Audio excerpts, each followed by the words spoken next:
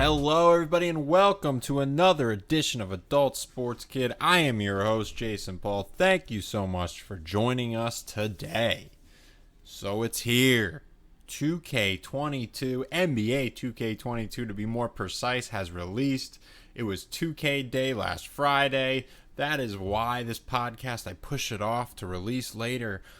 Next week, you should be getting this on a Monday if you're seeing it as soon as it gets launched. Maybe we'll keep this cadence. We might not. I'm going to look at some listener numbers and we'll take a look at the analytics and sort of go from there.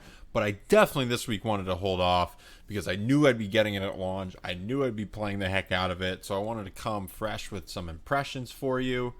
If you have it, feel free to tweet at Adult Sports Kid. Let me know how you're liking it. I'm going to start getting more active there and really get into the 2K conversation, because to lead off with this, the first thing that sticks out to me is how overwhelmingly positive the reaction's been, which is pretty crazy in today's day and age if you think about it, or you've been a part of any online banter around sports gaming. It's very rare that a launch goes off pretty smoothly, and that's not to say there's plenty of hiccups with this particular launch. With NBA 2K22, there's been issues with Xbox Series X and S users, I think, being thrown back to the dashboard after trying to start a My Career. We're having issues, at least personally, and looking around Twitter, it seems to be pretty prominent around joining squads. But overall, once I loaded the game in late Thursday night my time, since I'm on the West Coast, it took a couple hours for my VC and my team bonus to propagate. But once they did, it's been, I don't know, smooth, but certainly smooth enough where a lot of people have played it. And I'm just shocked to see how much positivity there is. And it's not to say that there aren't negatives and people are still posts saying this is an L as a release, but ultimately, I don't remember positivity being this high. That was followed up by Baluba, Mike Wang on Twitter, saying, we don't really want to touch gameplay for the foreseeable future, which I like to hear because I think gameplay is pretty solid. I'm going to go more into that. But I think it's worthy to take time when we're in the year 2021 and a game is released and it's overwhelmingly positive. I think that's solid. I think we've seen that in a couple things in gaming over the last few months, right? Like the Halo beta, it seemed like that was overwhelmingly positive. And now if people really are digging 2K22 and it's overwhelmingly positive, that's great. I saw a tweet and I can't give credit because I forget who it was and I lost it, but it was basically the sentiment was, if this many people are happy, you're doing the right thing. And I think they are. Because what I think ultimately what 2K22 is, and my impressions are going to be centered on next gen. I have not played current gen yet. I'm not sure if I will this year. I suspect I will, at least give it a try. But it seems like a more refined game from the one released, 10 months ago. You just have to keep that in mind. 2K22 next gen was released only 10 months from 2K21 next gen. So really, I kind of like those situations. I think they work out because what the team does, instead of getting overly ambitious or trying to add too many new features, what they end up doing is just sort of refining the core of the game that they had just released and really shoring up that foundation. And in this situation, it truly seems like that's sort of where it's going, and that's fantastic because they did shore it up. First thing you'll notice, defense is improved. It's very solid. It's from both ends of the spectrum. If you're playing a defense, playing even on All-Star, I'm having trouble penetrating it just by running past people, by trying to take wide angles and get to the basket. They're playing much smarter. The pick and roll defense is finally to a place where you could trust your computer teammate to drop or switch and do the right thing and then have a defense rotating in to help. So that is super encouraging to see. And then ultimately it feels good when you're playing defense on the ball. I feel a little more impactful in bodying up, and that was alluded to before release. But until, like I said last week, or last episode I should say, until you get your hands on it, the words the developers put out are just that. They're words. They serve as marketing materials. And sometimes you don't believe it. But I played this. It feels better. It feels refined. And I've yelled, I've gotten up at a few blocks I've completed. And that does not have blocks. I was getting excited about blocks. Something where in previous 2Ks it was either a block or a dunk. And now I think we're seeing a little bit more of contact being a factor. Stripping the ball sort of going off multiple people's hands. It feels a little more realistic. And if you haphazardly drive into the hoop, you're going to encounter some difficulties. Like I've seen snatch blocks online in the rec, or I should say Pro-Am. So it seems like defense is a real factor. And so if you're a My Player, maybe you want a My Player, you should think about that before you go in and create somebody. And you should think about that if you're just a franchise gamer, right? Like, that's great that you have somebody in the middle that makes a difference and really can impact the game.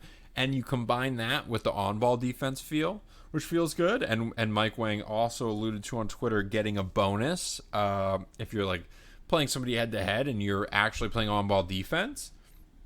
That's good. It should affect the other person's shot more, which I think is fantastic, just to, promote people actually playing defense, not just letting the computer do it for them. Because a lot of times it's just not it was going to be sufficient in years past. And now if you get that bonus for playing D, we're going to get people to learn how to play defense, which is going to be a good thing for this game and for basketball fans in general. So defense is absolutely great. To move more onto the offensive side of the ball, shot aiming is totally gone. We knew last year that caused some cheating issues and across, I believe it was across all consoles. So good to see that's gone. Also, just wasn't adopted. I gave it a try, but truly not as fun or as rewarding as just timing your shot.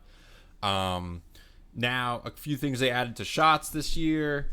I mean, the meters changed a little bit. They always sort of make tweaks to the meter. They've also added a customizable sound effect when you green a shot, which is kind of cool. A little unrealistic for some. I totally get that, but when you're playing My Career Online with your buddies, I think it's a neat little thing to have that little bit of customization. So I do enjoy that. And then I think you can also customize what the splash looks like, and I think we've had that previously. So that shooting wise really feels like a refined version of last year's game, like I said earlier. The other part of offense is this aggressive dunk mechanic that they added in. Now, specifically what this means is that if you're driving to the basket and you have R2 or the right trigger held and you pull back on the shot stick, it's going to trigger an aggressive dunk, which is timed and has its own meter, and the meter is blown up to a bigger size than what you're used to with a shot meter, so it's easier to see. And if you hit perfect release on this meter, you'll finish the aggressive dunk 100% of the times. And if you land in the early or late zone, or in the slightly early or slightly late zone, you'll have a good chance of making it. And then if you land outside of that slightly early or slightly late zone entirely, you're probably going to whiff it. So adds another layer. You can sidestep it and not use it if you just use square or X to dunk, or if you just want to dunk using right, up, or left on the shot stick. But this was specifically for aggressive dunks, which are now mapped to pulling down. So a mechanic that I'm not good at it. I suck at it. I want to hold judgment on whether to say this is good or bad until I have more playtime with it. But I think this is another thing that helps defenses, right? Because what you're trying to do is add a little more skill-based playing to slashers who have like a 99 dunk. So if you're playing against somebody online, they have a really great slasher player that they've created. It used to be, they were going to pretty much dunk at will, and it was just like that ratings matchup. Like, well, they're driving dunks better than, this blocking rating from the big guy on my team, so we're screwed, right? Well, now this is another added feature that makes it skill-based. Now, this could also backfire if it's too easy of a mechanic that people are going to master it and never miss a dunk. Right now, I don't know if I've gotten a perfect release, so I think right now I'm okay with it, but we'll see. People got a lot of time to play this game. I mean, there's people who are leveled up super quickly in NBA, so I'm not going to hold my breath and say this is like a mechanic that's going to last forever. But this is like offensively the biggest thing I feel like they've changed. Smaller things, nuance wise, offensively, I do feel just the controls a little tighter. I feel when you're without the ball at the top of the key or around the 3-point arc, I feel like your guys are positioned a little better to catch, and it looks a little more realistic. I don't know if it functionally has an impact, but it looks cool. So that's awesome. Dribbling, it feels different. I'm, again, not great at dribbling. Never been good at dribbling, but it feels more one-to-one. If you're, flip right to left, I feel like crossover's a little more crisp, and it comes a little quicker. And then I feel like in past games, I'd sort of be unwieldy with the right stick, and I'd get so far ahead of the animation that when it caught up, it didn't make sense contextually for where I was at. Here I feel like it keeps up with my thumb enough where I'm going to actually be able to think in real time and make the play based off of the defender's positioning. So fingers crossed for that, dribbling being better. But again, I don't think as much as an overhaul as it's just sort of tightening up, and they change some of how you do your sig size up. But ultimately, that's waffled back and forth over the past few years on dribbling control. So I don't think it's the controls itself. I think it's the mechanic, and not even the mechanics, but just how it plays out in real time, and just the crispness and the technical, superiority of dribbling now, because it feels like you're in more control and it's really one-to-one. So that's great. What else should we discuss? Oh, we must mention the PA announcers. The real PA announcers are great. Even I'm not familiar. The first game I played with real teams in this, I think, was Charlotte Hornets, just playing at their stadium. Or their arena, I should say, and the intros sound realistic, obviously, because it's a real guy, but the cadence of their voice, the way they introduce an away person versus the home team, and then just during the game, I feel like even the generic PA announcer they did work too, because it sounds, I should say, very realistic, just how you hear it through a stadium's PA. I don't know, again, last episode, I really shine the light on this feature, but I worried about 20 years down the line in franchise, are they going to say anybody's name? It looks like they sort of the generic PA announcer put through a filter, maybe to sound more like him. I do think you get a little bit of everything, but if the intros are there, if just the general ambiance and atmosphere is up, even if it's just for a few years temporarily in my NBA, I think that's great. So that was cool, and that's realism, and I would never even thought to actually do that, right? I would think that's just way too big of a lift. That's too ambitious, but it wasn't for next gen. I think it's only a next gen. So it's really cool, and that's just for realism's sake, and that's for, let's be honest, most people are playing my player, and that's it, So they're really gonna get it's really just a slice of my player, which you hear the PA announcers for the real leagues, right? If you're playing NBA games offline, but if you're playing online in the park, in the rec, or the pro-am, you're not gonna get any of this. So I'm really loved that they still are very committed to realism, committed to replicating an NBA atmosphere, and that shines through. So let's talk a little bit more about my career, where most people are going to spend a lot, if not the majority of their time. I know for me, started playing with some buddies already, having fun, going through the same, listen, I complained. They've made improvements to the city. I still don't like having to live in that city, right? It's not what I would create from the ground up, but for what they have, we'll get into more of the city specifically. But here's what I love. The biggest thing I love that they added is 3-on-3 matchmaking. So it's called the quote-unquote the old gym. You can go there, and if you don't have a squad, you can get into 3-on-3 games via matchmaking, everybody going in solo. That's a godsend. I'm going to play with randoms a lot that way. Not going to wait around the park to get demolished by a squad. I really hope it becomes a place where people want to play smart basketball, get matched up with other people who want to play smart basketball. Maybe you can make some real friends and create real squads out of that. Other thing, I think the builder is more balanced. I think it will force people to not be able to just create people who are great at three-pointers. I think we saw that a lot last year, the year before. I mean, it's the Steph Curry effect from hitting real life to the video game world. And I think we need to do something about that. And I think the developers recognize that and did do something about that.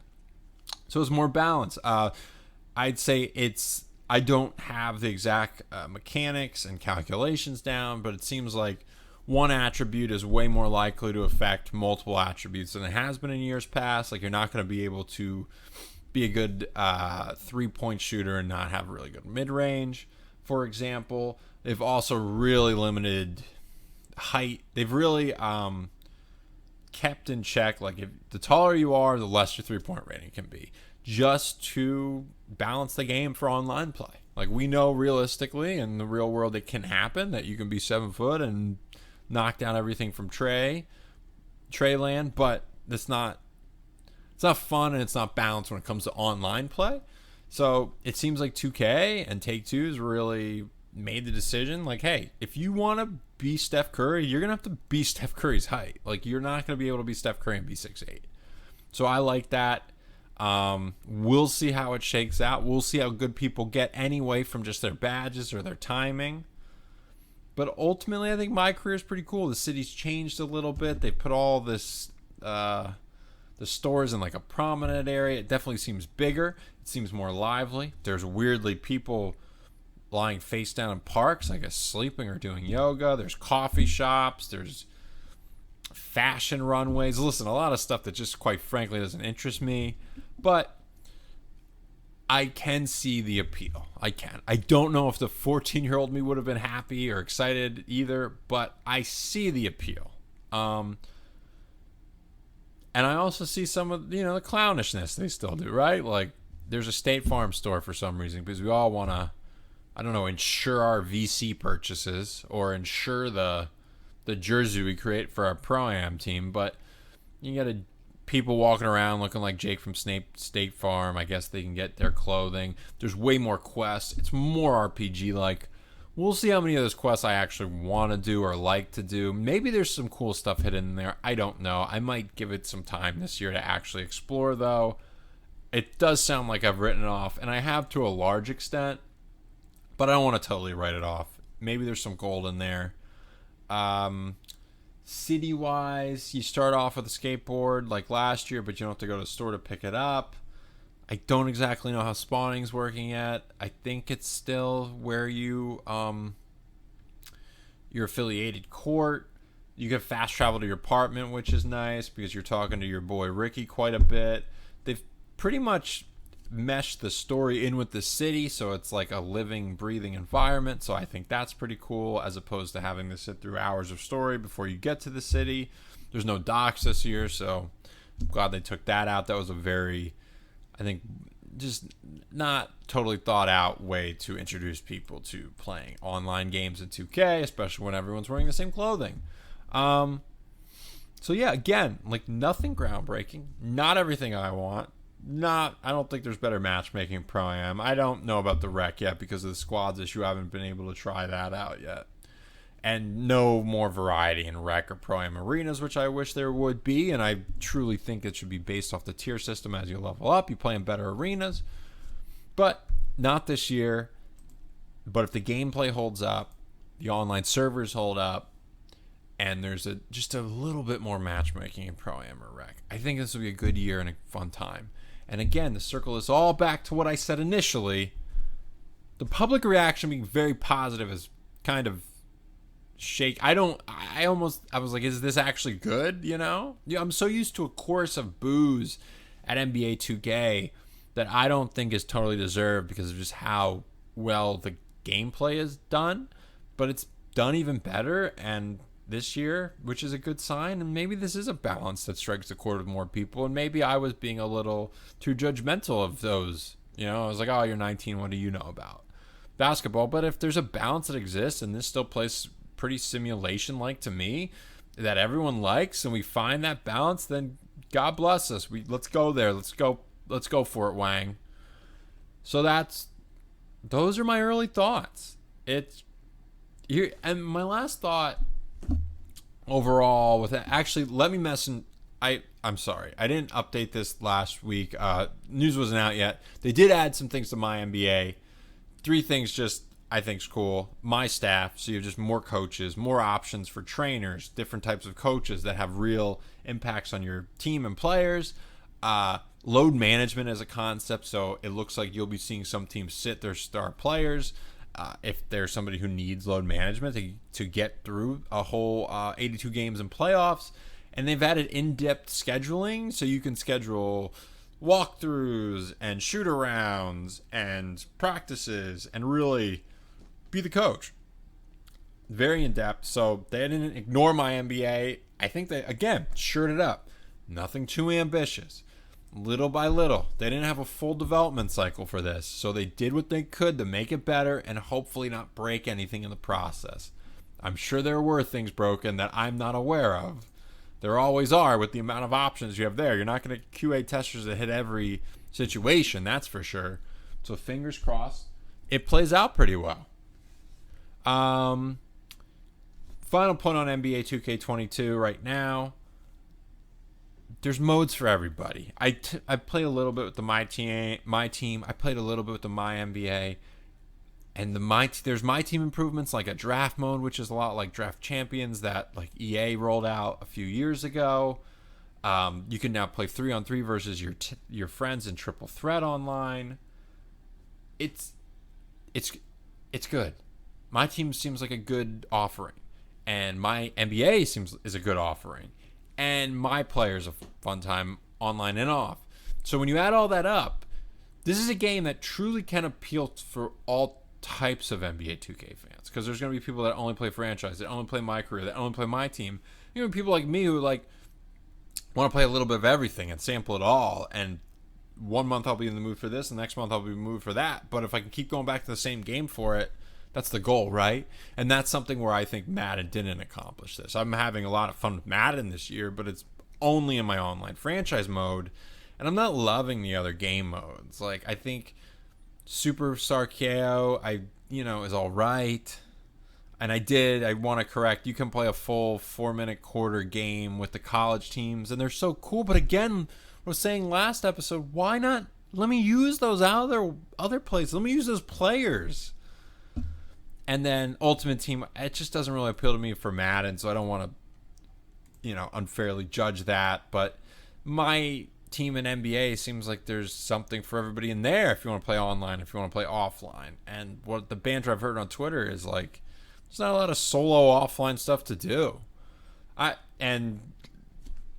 So the big takeaway, I think, NBA 2K22 seems improved. If you liked it last year, I would recommend picking it up because I think it's a better version of the game from last year. And if you didn't like it, you have to listen to what I've said previously. What type of player are you? And maybe 2K, if you don't like 2K gameplay, this isn't for you. But I truly believe if you're a franchise gamer, it's worth it. You can customize your franchise mode to make it what you want. If you're a card collecting mode person, this is fully fleshed out. There's going to be seasons of content. There's going to be many fun cards to pull. There's online and offline modes. And if you're my player, this is more RPG-like. This gives you multiple routes. You can do college and the G League in the same, save for my player.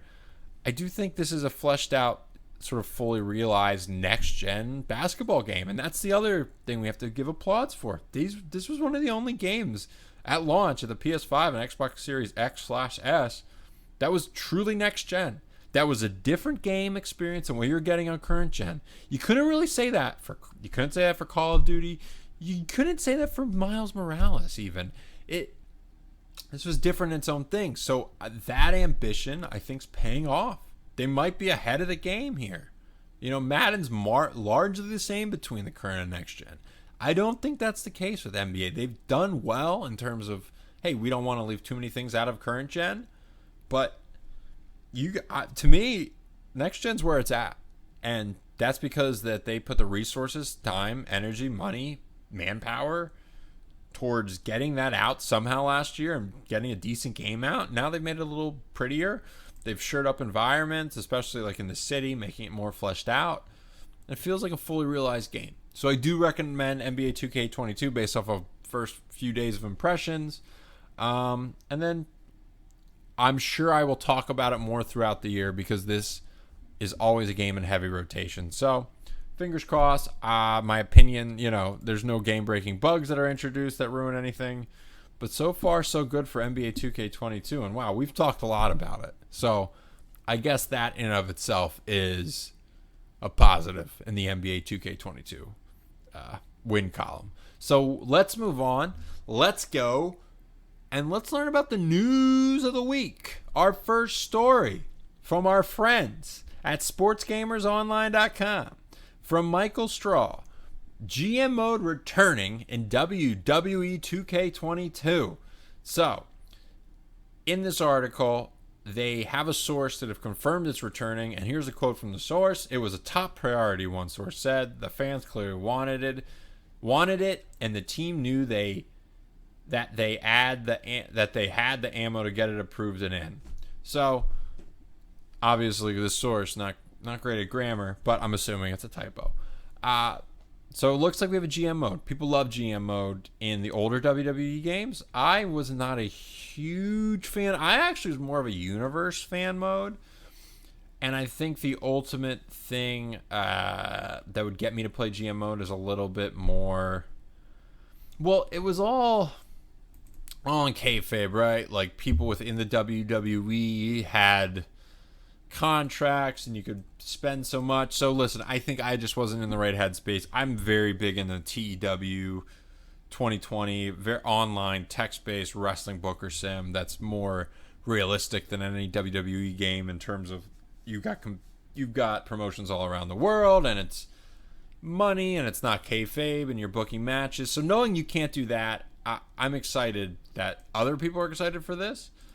I think universe mode, if you gave me even more control, I could do more what I'd want in universe mode, which is setting up storylines, creating cutscenes, which used to be another mode in WWE. So we'll see how this universe mode or this GM mode takes shape. If it's at the expense of universe mode, I expect to see some of those features, be married into this new GM mode. If they are both separate, that could be good. To give everyone what they want, but we'll see. The positive, obviously, is these developers clearly sat down and said, well, we're taking a year off. Excuse me, we have to make this game better, and we have to give people what they want. And it's clear GMO has been what people wanted for a long time. So this is the right call, 100%. You have to do this. If this WWE is competition now in AEW, pretty fierce competition, and a WWE video game's also going to have fierce competition when an AEW video game comes out. So you have to sort of be ahead of the game here. You have to cover your bases, and a GM mode is something many people are clamoring for, something that makes a lot of contextual sense in WWE with the separation of brands, and you're probably going to even see a third brand added GM mode with NXT, maybe even a fourth or a fifth if they want to go crazy, and if you can take over 205 Live or NXT UK or create a promotion and take it over a la create an AEW. So we'll see where that goes. There's a lot of cool stuff that could happen with this. So they made the right call here, but it's really about the execution. Are you just copy and pasting what it did 15 years ago? Or are you going to create something that's truly a next-gen wrestling GM mode experience? Because that could be very cool. So, next story we have from Operation Sports from Steve Noah. The Madden 22 first roster update went out for Week 1. You can now start a season from Week 1 with accurate rosters. I have heard, though, if you download the rosters, there's many players missing. This seems like a bug people are aware of on Twitter and they're working on. It seems like a huge miss. It seems like the only way these rosters actually work is if you start from Week 1. If you download and import an active roster, it looks like you've got 300-plus players missing. I don't have all the details on hand. I don't think there's any real corporate communication from EA Sports on this matter. So honestly, we're just sort of talking about this as a Twitter conversation that one of the franchise guys, one of the guys who works on franchise mode, really seems apologizing for. Seemed like he was apologizing for it and was trying to find workarounds for people. So it's good that they're aware of it, but that's a pretty big fail if that is the case, that rosters just don't work. This is good for a franchise player that just want to start from week 1, which I might do just so, the rosters are realistic.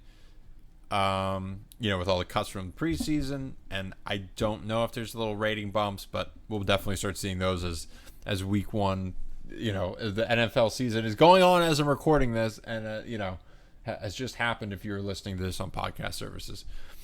So we'll see about that. Expect a weekly roster update for Madden so you can update your franchise mode or download it, and hopefully in the future you won't have players missing. Next story from Operation Sports once again, and Steve Noah. Gran Turismo 7 release date in March of 2022, specifically March 4th, and there was a trailer released. So at the PlayStation Showcase, which got a lot of positive press. Things like Knights of the Old Republic reboot were announced. Another Spider-Man game featuring both Peter Parker and Miles Morales. A Wolverine game. It was a big, very newsworthy event. Very little sports content coming out from it. Not totally shocked from that. What they did is they dated a release date for Gran Turismo 7. So as somebody who's a racing fan, I'm super excited for Gran Turismo 7. I'm super excited for what Sony can do with haptic feedback on the PS5. I've liked how it's been used in a game like F1, but I don't think it's been fully taken to its potential. And I think the possibility for it to reach its potential we're gonna get a lot closer for something that's specifically made for the PlayStation and made from a Sony studio. So I'm excited for Gran Turismo 7. I think obviously it's Gran Turismo versus Forza, right? And Gran Turismo sort of lost a lot of that luster. Forza Horizon has a wider appeal than I think Gran Turismo 7 will have. But if you're into Gran Turismo, if you're into racing, if you're into the systems and the licensing systems and the way to just the breadth of cars you can get in Gran Turismo, I'm excited about it. I don't think anything that comes out super crazy. What I'm always interested in when it comes to Gran Turismo games is weather. Let's see if they have any. So the time and weather change simulations. Yeah, the time and weather change simulation brought to life in GT7 is unique to Polyphony Digital, who researched the complexities of nature and tailored it into a video game. So this is what I want. I want to be able to race in the rain and it look cool as hell. Right? So I want good graphics, I want good control, I want that haptic feedback, I want the DualSense feel. I want to be blown away with 4K graphics. So fingers crossed that happens in March of 2022. Next story from Josh Hutz from Operation Sports. AEW Games reveals first look at Jungle Boy, an upcoming video game. So they showed off, I believe it was at a panel, just some graphics and gameplay footage, definitely like alpha footage from Jungle Boy in the game and him wrestling Darby Allin. And it looks good. It doesn't look next gen. I will say that. I'd say it looks more, Xbox One, PS4-ish, and obviously it's a work in progress. But it looks great in the sense of it's being developed by Yuke's, the same people who did No Mercy games and SmackDown games back in the day. Their name was on both of them. I believe the dev team is more closely associated with what they did for No Mercy, WrestleMania 2000, WCW, NWO Revenge. So if we can translate that grapple system into the modern world and get the fun we had with No Mercy and WrestleMania 2000 to an AEW game, I think we have something. And I also believe in this more because a lot of the people who helped found AEW, like Kenny Omega, are huge video game fans. Heck, he uses a move from Street Fighter as his finisher. I think there's going to be care put into this. I've heard I don't think people are very happy with the GM game that they came out with on phones, but it looks like that's receiving some updates. I think they're going to listen, And based off of how popular this company's quickly getting, I was one of the over 200,000 people who bought that AEW pay-per-view last weekend. It's permeating the wrestling world. It's, on a very good time slot on TNT. It'll soon be on TBS AEW. And if they continue to get 1 million plus viewers a week, you sell a video game to them, obviously. But also what a video game do is bring in more fans by people who just enjoy good fighting games. And if they have good mechanics, and especially if it resembles these wrestling games of past people love, that alone is going to get a publicity. That alone is going to get people to play it. And then that will lead to people checking out AEW on television or on pay-per-view or live because they're fans of the game. So I think that symbiotic relationship between sports, games, and sports popularity will continue and be important. And I think it shows a lot that AEW knows this and they've already started work on the game. And it's not super far along, I don't think. I mean, fingers crossed for 2022. And if a year from now we're getting ready for an AEW video game release, and CM Punk and Bryan Danielson and more WWE guys sort of come over, and girls from WWE come over to AEW, we can really see changing the tide. And some of it's going to be due to kids playing the game of the competitor. Like, that's also going to be. It's not just going to be, hey, ratings, ticket sales, T-shirts you see out in the wild. It's going to be video game. And I think AEW is smart to try to get a good one out there. And as we discussed last week on the episode, the big issue wasn't, the quality of the game. It was WWE mad that a release, had to be delayed by 6 months to get a better quality game out there. So if that's indicative of WWE's corporate culture, I don't think it looks good for the WWE product in general or their video games. Counteract this to AEW, which is dealing with all sort of positive publicity, this very well could play into their hands. So I think this is something we want to keep an eye on as this game develops. I mean, I'm fingers crossed that if a game plays like WrestleMania 2000, that was my jam. So I want this.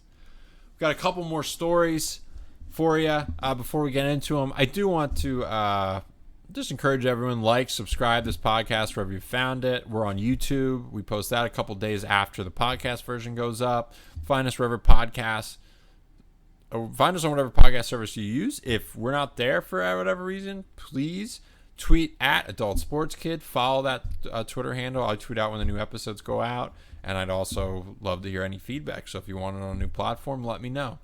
This story comes from Steve Noah at Operation Sports, and it's the FIFA 22 Volta football trailer was released. So here's the thing. I read a little blurb they had about it. I watched the trailer, and here's Volta's going in a more arcadey direction. Think FIFA Street. The last couple of years, Volta was, I think, originally put in FIFA 20, and I played it in FIFA 21. I enjoyed it. I enjoyed it because it wasn't super arcadey. It seemed like a pretty realistic version of soccer in a 5-on-5 context. Now they're sort of leaning into the arcade aspect. I don't know. Obviously, we don't know what analytics drove this decision or if this was always the vision for it. But I can see this appeal, right? Like, people want arcade sports games. This is a mode within a very huge release worldwide that has a arcade, feel to it. They're going to put more of an emphasis on flair, which I assume means, you get power-ups and scoring bonuses if you do cool moves. But the other thing that I think is interesting is they're introducing something called Volta Arcade, which is party games you can play within Volta, and they include things like dodgeball, foot tennis, disco lava, quick strike, wall ball elimination, team keep away, target gallery, and corner scramble. So it's really putting FIFA into more of a party mode, game, and for casual people. And I don't think this is a bad idea. College, when we drank, we drank heavily and played FIFA and tied a drinking game to FIFA. So I don't think the developers of FIFA are unaware of people and their penchant for having parties and playing football video games. And they're going to lean into it. And I think this makes sense. I think people wanted a FIFA Street. And although I don't think personally it's what I want in a super arcadey soccer game, but it could still be fun, and it'll just be a little more, separated from the core gameplay of FIFA 22. So let's see how they do it. I think definitely open to trying this, giving it a go, and ultimately, if it gets more people playing FIFA, if it gets more people interested in football, it's sort of EA's goal, right? They don't want to just penetrate the football sim gaming marketplace. They want people into all sports, or your friend has FIFA but you're willing to give this a try, or you're just an American sports fan who doesn't know anything about soccer. So I think it's interesting. I think it's a way to get people into sports, different sports, and I think it's a way to bring more casual fans into FIFA, because it is a pretty simulation game, and you're going to have to know a little bit something about the sport to be successful. Speaking about soccer and football, soccer/football, I should say, our final story comes from Operation Sports. It comes from Steve Noah. Football Manager 2022 announced, release date November 9th. So Football Manager 2022 is coming out November 9th, but one of the big things it's coming to is Xbox Game Pass day one. So if you're an Xbox Game Pass subscriber, you're going to get this game day one. So this is just another big one for Game Pass, because Xbox Game Pass is also on the PC, and that is where the majority of Football Manager players play. But if it gets any penetration on a console, it's going to be through something like this. It's going to be through a setup where it's, included in a subscription, and you get to try it out on your console and play it that way. And maybe that pushes you to get the phone version. Maybe that pushes you to get the PC version, but it's a gateway in. And I know a lot of American sports fans just are oblivious or just don't know anything about tech sims. So maybe this is a way in for them, that they see it here, they give it a try, and then they're into the managing aspect. And that I root for, because I want more people to be into franchise gaming. I think franchise gaming goes beyond just like, if I'm into this sport, it's about management. It's about people in the business. It's, to me, franchise modes, it blends a lot of my interests together, and I think it can do so for more people. And Football Manager is like the cream of the crop, right? It's like that and OOTP are like the tech sims that have outlasted all the others, that sell the most, that get the most notoriety. And this is huge for it even to be recognized as something that's valuable to Xbox and Game Pass. For me, it makes just one more thing. It's like, maybe I should get an Xbox, or maybe I should get Xbox Game Pass for my PC at least, so I can play this when it comes out. And that's the big thing. When it comes out, I don't gotta wait. And it's going to be November. It's going to be, soccer is really going to be going full force then. So I think it's a really smart move by Xbox, by Sega, just to get this in front of as many people as possible. We're looking at a landscape right now where I think soccer in America is getting a lot more attention than it has in many years, with the World Cup qualifying going on, with just all the big moves of Messi and Ronaldo switching teams. I think that just gets a little bit of that publicity on ESPN, and just enough for people to check it out. And like we say here on this podcast, I think it's symbiotic. You get more people into the sport, they're going to be more interested in the video game. You get people in the video game, they're going to be more interested in the sport. So something like Football Manager plays a big part of that, especially when Football Manager is about managing the team, is about that player movement. And the player movement, when Messi gets moved, guess what? That's a news story in every country in the world. And there's very few sporting events or sporting transactions specifically that can say that. So I think Football Manager has legs. I do encourage everyone to pick it up, especially if it's free, to try on Games Pass, just because it's a good time and really a very well done tech sim. Overwhelming. You're going to probably have to do a couple saves to figure out what you're doing, but once you do, it's highly rewarding and feels super realistic and scratches an itch that sometimes you didn't even know you had. So with that, that's the news we have for this week. I want to thank everybody for joining us. Once again, I encourage you to follow us on Twitter @AdultSportsKid. Please subscribe, tell your friend if you enjoyed this. If you didn't enjoy it, let's never, ever talk about it again. As always, have a good one, everybody.